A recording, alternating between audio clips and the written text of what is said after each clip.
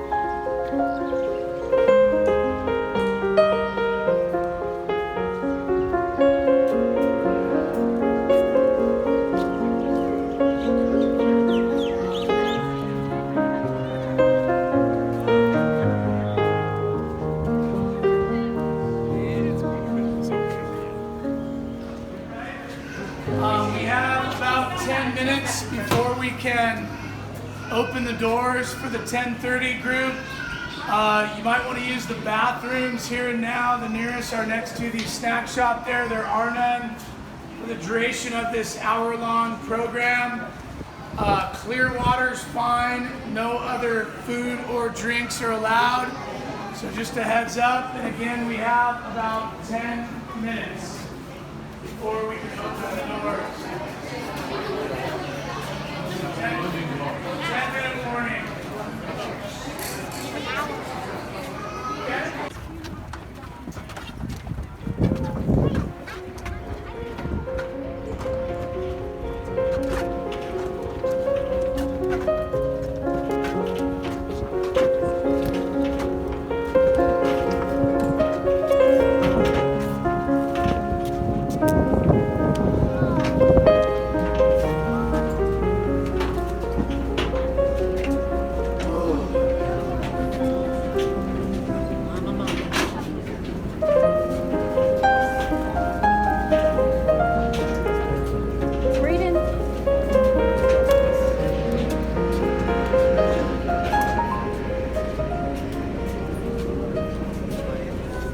Boat ride, and watch your step as you embark and disembark the vessel.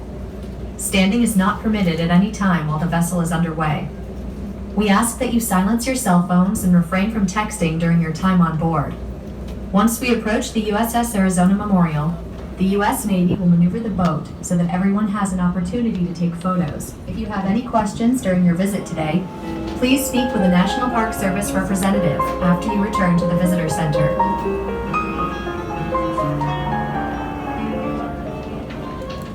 Once again, welcome to World War II Valor in the Pacific National Monument, which is the proud home of the USS Arizona Memorial, the USS Oklahoma Memorial, and the USS Utah Memorial. Today, the U.S. Navy and the National Park Service will take you on a harbor tour of Pearl Harbor and bring you close to the USS Arizona Memorial and the valiant ship that lies beneath. We are now in the South Channel of Pearl Harbor, where the infamous battleship Roe was once located along the southern coast of Ford Island and off the bow of the boat as we cross the harbor. It is here that the great warships of America's Pacific Fleet were moored on the morning of December 7, 1941. From right to left, there was the USS Nevada, Arizona, the repair ship Vestal, the Tennessee, West Virginia, Maryland, Oklahoma, and a bit farther down, the California. An 8th battleship, Pennsylvania, was nearby in dry dock undergoing repairs. The battleship Utah still rests on the bottom of the harbor and a short distance from shore on the opposite side of Ford Island. The mighty battleships were the backbone of the Pacific Fleet, and each boasted a crew of nearly 1,500 men. In all, almost 200 American vessels were located in Pearl Harbor that day. Off the starboard bow, or right front, of the boat, you can still see the white concrete mooring keys that continue to display some of these names. The battleships that came to Pearl Harbor back then did not drop anchor once again, as she provided fire support for Americans who stormed the beaches of Normandy, southern France, Iwo Jima, and Okinawa. Continuing on, the attack on Pearl Harbor began at 7:55 a.m., with torpedo planes coming in waves from both the north and south, while flying at an altitude of only 30 feet.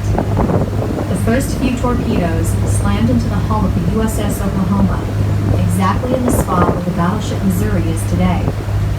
Oklahoma began to tilt, and in less than 12 minutes, she had completely rolled over, only stopping when her masts hit the bottom of the harbor. She had taken as many as 8 torpedo hits on her port or left side. This was a crippling blow, and consequently 429 sailors and Marines were lost on the Oklahoma. A memorial dedicated to these men was erected on the shoreline where many of her crew first set foot on Hawaiian soil years ago.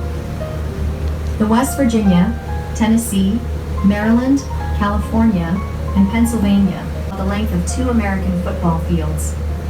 Although she would never be returned to service, 2 of Arizona's gun turrets were salvaged for later use as coastal defenses.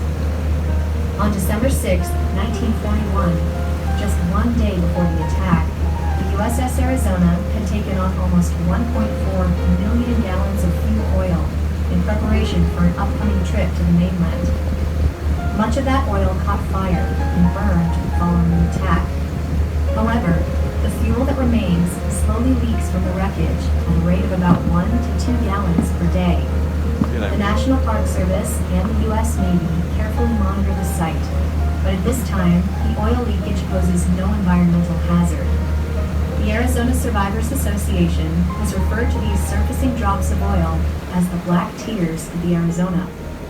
Although there is no way of knowing how long the oil will seep out, many believe that the ship will continue to cry these black tears until the last survivor of the USS Arizona passes on. The USS Arizona Memorial is 184 feet long and is suspended directly over, but not touching, the wreckage of the USS Arizona. It was completed in 1962 and dedicated on Memorial Day that year. The designer and architect was Alfred Price, who created 3 main parts: the entry room, assembly room, and shrine room. You'll notice that the memorial has 2 peaks on each end and sags in the center. Mr. Price stated that his design represented American pride before the attack, the sudden depression that followed it, and America's eventual rise to victory at the end of the war. At the very back of the memorial, nearest to Ford Island, is the shrine room. Covering its back wall chose to be returned to the ship following the passing. Any surviving crew member of the USS Arizona who was assigned to the ship on December 7th can elect to have their ashes placed within the wreck. To date, over 40 men have already rejoined their shipmates on board. important to remember that this wasn't just an attack on Pearl Harbor. It was an attack on all of Oahu. 15 minutes before the assault here, Japanese aircraft struck all the military airfields around the island and neutralized American air power. Within the next 15 minutes, they neutralized Ames and 56 airmen. On December 7, 1941, Pearl Harbor witnessed the dawn of a new era. As World War II came to American shores, men and women fought and died side by side. Many of them remain in these waters and in the surrounding landscapes for eternity. We, the living, are left to understand their story, remember their sacrifice, and honor their memory.